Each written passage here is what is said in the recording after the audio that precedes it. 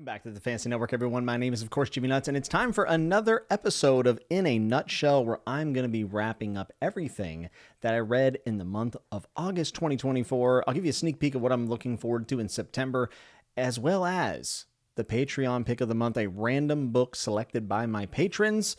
Who will win? We never know, but it's always a good time. I'm going to cover 5 books that I read this month, and to be honest, this month was a bit of a slammer. Not going to say every single book was 5 stars, but it felt like every single book was so distinct, gave me a unique experience, and even on the ones that I'm a little bit more mixed on, felt like I got a lot out of them. And that's all you can ask for when you're reading, is to get your brain turning, being entertained, which all these books entertained me a good bit. It was not a bad month at all. I think there's going to be a couple nut buttons here. And it's one of those things where, how do I separate a really good read from a great read, and making that kind of distinction? It's not always the easiest thing. And I had this month decently planned out, knowing a couple things that I was going to be reading, and of course the Patreon pick from last month. But I started out the month with a cover buy. I was with my friend Garrick in a bookstore, saw a cover with an amazing title, pretty cool cover, and read the back of it, was absolutely enthralled by the premise, and had to pick it up. And that book is, and I'm having to look down here on my Goodreads, The Last Murder at the End of the World by Stuart Turton? This guy has written many other things, or at least 2 others. I don't know if that counts as many, but he has sold a lot of books, and that is for sure. He's very, very popular. I was not aware of him. I had no idea who this was, but there seems to be fans of his other books as well. This book's premise obviously has to deal with the end of the world, post-apocalyptic, and a murder mystery. I love all of those things. Post-apocalyptic setting may be my favorite, actually, in fiction, especially this year. I'm just going for it. I'm like, I love reading post-apocalyptic fiction, so why don't I do that more? So The Last Murder at the End of the World does have a pretty central mystery to it, and you're in a post-apocalyptic setting on an island where the mist has covered the rest of the world and everyone is dead except for like a certain amount of people on a certain island. And there is kind of a caste system to the society, and the leaders of the society are kind of scientists. They're the ones who have figured out how to kind of keep the mist at bay, and that's what they're telling the people. And they control when you go to bed, when you eat, what you do, and all these type of different things. But they are also very important, because without them in charge, the mist comes in and then they're all dead. So very interesting social structure to this story, which I like quite a bit. Reminds me a bit of Attack on Titan, which I'm wearing my Colossal Titan t-shirt right now. Just the idea of a kind of encapsulated population who is being controlled for their own good. And our main character is a female who does not want to fall in line, would like to maybe be a playwright instead of everything else that her father and the elders want her to be. Very cool premise. There is a murder of one of these scientists that are very important to society, and from there, drama unfolds. Now, I am not the biggest mystery buff in the world, so I can't say like this is a slam dunk for all you hardcore mystery. I don't know. My friend Yolanda did enjoy this book quite a bit, and she reads way more of that stuff than I do, so that's a good sign. I thought this book was just a blast to read. The writing was competent. It wasn't anything like over the top special, but the premise sold me. I enjoyed the characters, and I really did love the mystery and how it unfolded. My only complaint about this book is I thought it maybe went on like 20 to 30 pages, just a little too long. Even though it's a very short book, like this is a great palate cleanser for y'all, but a little too many twists and turns at the end. I felt like we were going a little too far. Like it could have been maybe just a little bit more straightforward. I could be off on that, but I just felt like, okay, all right, another twist. Okay, let's close it out here. Without a doubt, though, a fun book. I would even say a great time. And now this dude, Stuart, I mean, I'm going to be reading more from him. I'm going to read things that he's written in the past, and then him dipping his toes into almost like a sci-fi book here is really cool. This guy's obviously willing to branch out. So a new author to me, in a genre I don't read all the time. I would say it's more mystery than sci-fi, but the sci-fi elements are there. And yeah, I think this book is really good. I highly recommend you give it a shot if you're looking for a palate cleanser. I did do half of this on audio. My library had the audiobook, so I ended up listening to a little bit of it on my way to the gym every day, and I thought the audiobook was pretty good. There's an omniscient narrator in this book, told from the third person, but the interesting thing about this third person narrator, kind of third person, is that it is like this all-knowing future seeing, past knowing AI that lives on the island. So it's not just an omniscient narrator for narration's sake. It actually has a role to play in the story, which ends up being really cool. So I can't say enough good things about it. It just made me smile. I had a good time with it. I got invested. I've actually talked to my friend Bridger from Library Ladder. He says this reminds him very much of an older sci-fi premise that was written. I don't know if that was the inspiration for this, but if you're looking for a new release that's short for a palate cleanser and have some fun, this is absolutely going to make the list. I would say that I am very positive on this book, which is The Last Murder at the End of the World. My reading vlog here on the channel, I only got one up this month, and that was, of course, for Clara in the Sun and Ash, A Secret History. So I'll talk about Clara in the Sun first, and I'm going to keep these ones very brief because I talked about them for 40 minutes in the vlog, and I actually think it's one of my better vlogs. I was very happy with it, and I had a lot of fun making it. But Clara in the Sun, Kazuo Ishiguro, have just loved everything he's done so far. Pale View of Hills was very psychological and interesting. And then, of course, Remains of the Day is going to be in contention for Book of the Year this year. I mean, it's definitely going to make the top 5. I'd be shocked if it didn't, but there's a couple more months left. We'll see. Continues to impress here. A little bit more of a sci-fi feel to it, as Clara is an AF, an artificial friend, is I think what it stands for, and it's kind of like an AI in a doll's body, and then she gets sold to a girl named Josie who is fighting an illness.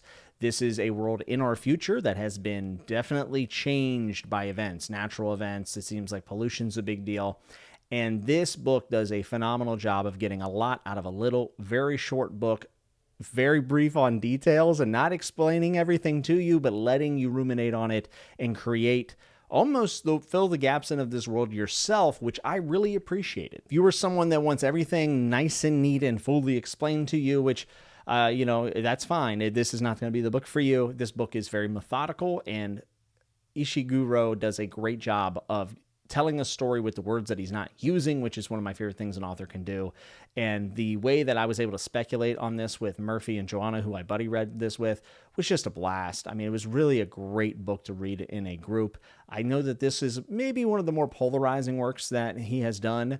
And for me, it's probably tied with Pale View of Hills because it is a little bit more psychological. Remains of the Day is just head and shoulders above most things I've ever read. But I loved Clara in the Sun, and I would say that I am overwhelmingly positive on it. But before you rush out to go read it, I would implore you to read the sample of this wherever you would like to get your sample from. But I'm going to be giving it the nut button. It is definitely methodical, a bit slow, but just a very well worth it read for me. And I loved speculating on the world state. The other book in the vlog, like I said, is A Secret History, book 1 of the Book of Ash, which is written by Mary Gentle. I talked about this at length. I'm just going to give you the rundown. It's a frame narrative. We have an author trying to get a book published, going back and forth with his email in emails to his publisher. And someone has found this manuscript with the emails. So you're like 3 times removed from the narrative. So all the interludes are emails back and forth between the in-world author and his publisher. And it is all about Ash, who is a mercenary leader. I believe it's the 1400s or 1500s. I can't remember the exact time frame, but it's historical fantasy. And it would appear that the history that we know and love is not exactly what has happened, maybe, possibly. And Ash is this historical figure, almost like Joan of Arc, but is brutal. This book is brutal because she is in a mercenary band. If you are a fan of Berserk, you would most likely be able to get through the toughest parts of this, and you'd probably enjoy it because there are so many parallels to Berserk. I would almost be hard-pressed. I would be shocked if Mary Gentle had not read Berserk or been aware of it because it would have been out by this time. So the mercenary stuff, really great. The action is gripping. Everything in this story is visceral, and that is actually something I got a comment on my vlog because I have negatives about this. But they were saying that the parts that I did not enjoy, even though I did not enjoy them, at least they were consistent in being visceral with everything in this time period. And I think that's true. I actually think that that is exactly what Mary Gentle was going for. However, there are some scenes where Ash is very young that I had a lot of problems getting through. We're talking about abuse and things of that nature. 10-year-old girl, very hard to get through. And then a use of, using your body as an exchange for goods or services. I'm not a huge fan on it, to be honest. I didn't like the way it was handled, to be completely blunt.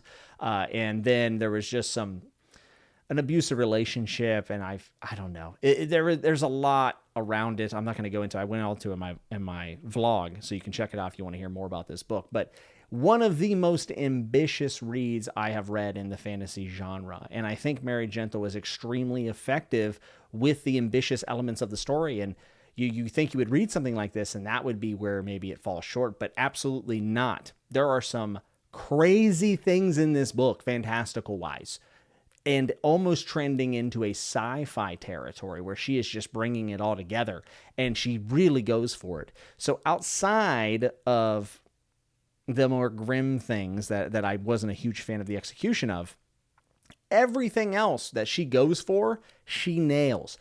I mean, dialogue was great. I thought the camaraderie of the mercenaries great. The world politics at this time in the area and the invading force, all of it fantastic. The world building in this alternate history, fantastic. So there's a lot to love here. And I would have DNF'd the book had it not been, because I was so disgusted with a lot of the stuff in the book. So very conflicting read for me. But without a doubt, when I closed the last page, I wanted to know what happened next. And it seemed like we had got away from some of the stuff that I had issues with, which was good. So I will continue this. I would say that I am mostly positive on this book. Very close to being mixed. I would say mostly positive to mixed on this book, just because of some of the elements. Like, it's very hard for me to recommend this book to many of you, because you're going to pick it up and you're going to read the first 2 chapters and go, what am I reading? Why am I reading this? What has Jimmy recommended to me? So I don't know if I recommend it to you, to be honest with you. Extremely grim, extremely brutal, expletives everywhere, tremendous uses of the F word, actually. Just very odd. Not what I expected at all from this book. Kind of took me by surprise. But if you're looking for an ambitious read with a frame narrative quite special, then this, if you can get to those elements, will be something you're interested in. The Patreon pick of the month is another ambitious book, and that is Use of Weapons, Culture Book number 3 by Ian M. Banks. God rest his soul. We lost him at 59, and now that I've read 2 books of his, I am mourning that loss, because this guy is an absolute unit when it comes to writing sci-fi, writing a space opera that is very different than anything else that I have read in the sci-fi genre. Really, even stuff that I know about. He stands alone. I mean, I in my mind, he's a giant in that genre. And the 2 books that I've read, Player of Games and now Use of Weapons, both are just excellent reads. I am very positive to overwhelmingly positive on this book. I'm going to give this the nut button, with the caveat that before you run out and buy this, I do recommend Player of Games. I think it's a little bit more straightforward, a little easier to follow. Use of Weapons is bizarre in the fact that it has 2 timelines, one going chronologically and one going in reverse, and plenty of confusion in the first half of the book, where at some point you're kind of thinking, okay, well, what am I listening, or what am I reading or listening to? Like, what is going on here? And I was confused, but I trusted the process, because many people told me by the end it would become clear.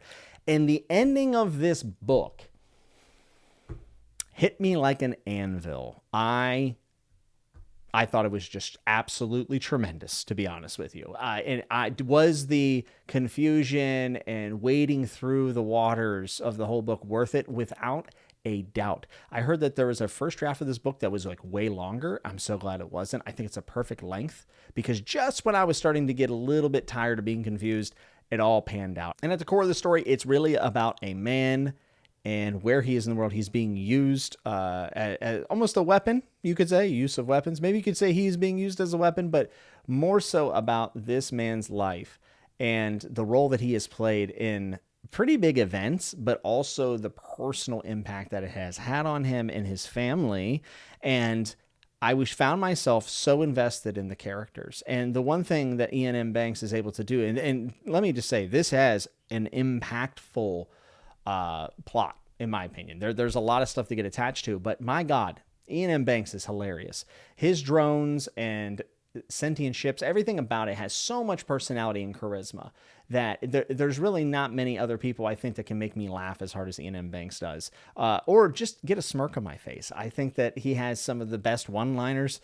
There is a robot, I believe is a drone, who says that humans are carbon fascist. I laughed out loud. I thought it was just tremendous. So there's action here. There's humor. There is very good personal connecting moments. And at the end, he puts a bow on it that is just perfectly sized for the story that he told, even with the very ambitious two-timeline structure, which was wild. Between this and Player of Games, I'm about equal. I think Use of Weapons as a whole, I feel like I like it more. I think the premise of Player of Games is cooler, but without a doubt, they're both amazing. I'm going to give this the nut button, the second nut button of the month. And yeah, I'm going to read Accession, which is the next book in the series, way sooner than I read Use of Weapons. This book made me test myself of just being okay with trusting the process, and it just paid off. And by the way, I think Ian Banks is a phenomenal writer. Just like really enjoy his scene setting and his character work, and really everything about this book I think I liked, other than, a little bit, frustration with myself of being confused. I think this book would be absolutely stunning on a reread. So I'll probably have to do that in the future. Last book I'm going to talk about is one that I'll be honest, I have 10 pages or so. I think 20 pages left. I had to cut reading short today. I got a lot of stuff going on, but it is Empire of Grass, Tad Williams. Of course, Tad Williams is back, Tad the Chad. And we're talking about Last King of Ostenard, right? This is the sequel series of Mary Sorrow and Thorn, book number 2. I love the Witchwood Crown. I thought it was just absolutely incredible. Empire of Grass feels very much the continuation of that story, even though Witchwood Crown has a pretty nice solidified ending with a lot of things that you're curious about. Empire of Grass just continues the same thing, and some of the stuff that was kind of sliding in from the sides towards the end of Witchwood Crown have now become prominent, and a lot of characters are changing and moving around the world. And the thing that is so impressive, I always talk about how many locations and different places that we go in Ostenard and how it's one of my favorite worlds in fantasy. But the thing that Tad makes very evident is that these people come from different places of different cultures, but they're still, even with all their differences and unique features and quirks and all this stuff, they're still human. And he gives a unique voice to every single POV and every single side character. And I feel like each one of them are real individuals and not, just some stick on a storyboard or something like that. So it's not just the fact that there's these various places in the world that I love to visit, but it's the cultures. I actually enjoy learning more about them and its people. And he just has piled on some of the more amazing lore that was sprinkled in Memory, Sorrow, and Thorn and hinted at growing in Witchwood Crown. But in Empire of Grass, there is a lot more than meets the eye of the history of this world and the fantastical elements. And I love it. I really do. I'm not going to say spoilers, but the Naban stuff is just awesome. Like, Naban has to be one of my favorite locations in a fantasy book, I think. And I think I know what's going to happen here near the end. And I can't say any spoilers, but I think this is just a knockout sequel, like an absolute knockout. Now, if you read Witchwood Crown and you weren't a big fan, I don't think Empire Grass is going to change much for you. But things have gotten so much more complicated and nuanced in this second book to where, like, there's not just one and two sides. It's not good and evil. But it's also not just 1v1. There's other clans and things, and an Empire of Grass. there's a lot going on. It is staggering, the scope of these sequels. And Memory, Sorrow, and Thorn when you get to Green Angel Tower, I mean, it is also quite vast, but this is a staggering amount of POVs and locations and storylines to keep track of. And the fact that he's able to do it and make it all feel satisfying and competent is incredible. And that's why he's one of the best in the business. And now it's time for your favorite time of the month and mine, which is the Patreon pick of the month for 2024 September. Let's see what we got. Big shout out to all my patrons. These are the Knights Watching Kingsguard, but also a shout out to the Wildlings, and also just a shout out for a viewer of the channel. I appreciate being here month in and month out. It's been many years and we're still kicking. Let's see what we got.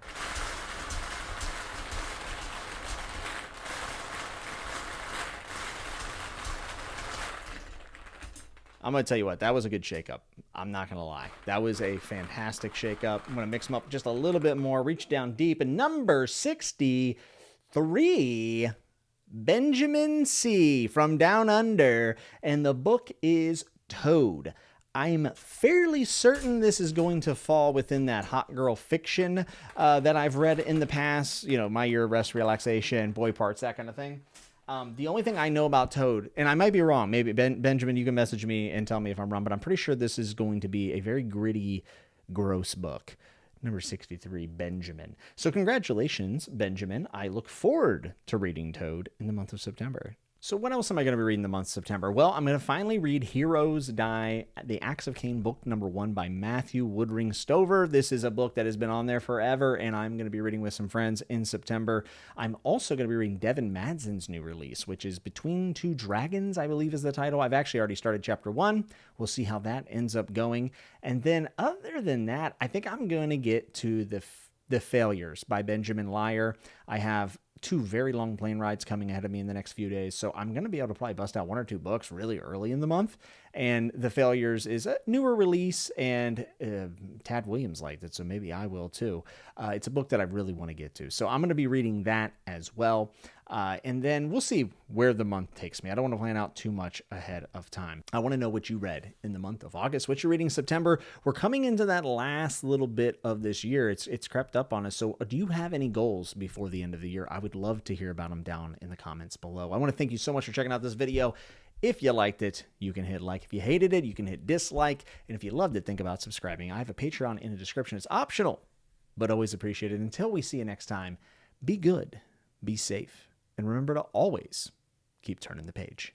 I want to give a big shout out to all my patrons, especially my Kingsguard, which include Bridger, Zan, Adam K, Emil, Jonathan J, Prithvi, Eric B, Chadia, Taylor D, Matthias D, Carlos, Yolanda, John C, John, Garrick, Henrik, Benjamin C, Sebastian M, Frank C, C. Scott, Jacob Wade, Darren, Jobot, Terrence F, Michael B, Lauren M, Nicholas E, Kai C, Kev, Ryan, Shad, Amanda V, Ikaika, RJ, Stuart C, Oscar A, Derry, Tanner, Stromboli Bones, Damon H, Kuiper, Adam, Caitlin S, Curran G, Slay, Mark J, Mike J, Darnell H, Sabo A, Social Teist, Andre, and Jay. Thank you all so much.